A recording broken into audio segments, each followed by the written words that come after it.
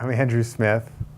I'm the co-director and one of the 3 writers on the movie. My name is Ken White, and I'm one of the co-writers on Winter in the Blood.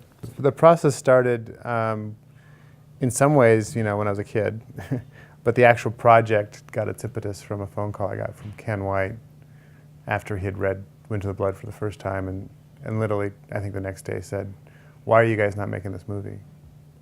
Read it straight through for the first time, and it blew the top of my head off. And then I think I sent Alex and Andrew an email in the morning, like at 5 in the morning or something, and then didn't get a response because I didn't know if they were checking in. I was so hyped up about the book and the possibility, called them and said, "Why are you not making this movie?" I couldn't think of anyone else.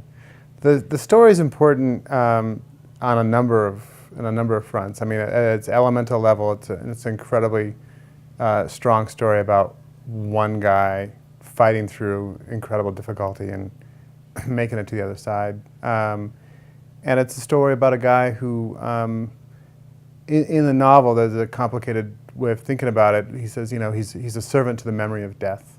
It's a return to self, and it's about integration in the possibility. It's about permeability.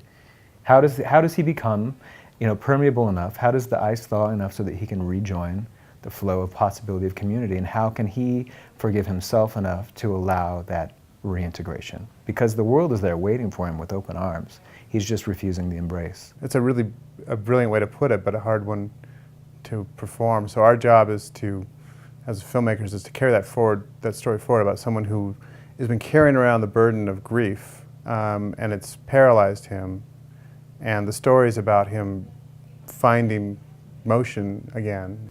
And then finally, he gives himself permission to release and surrender back into the world.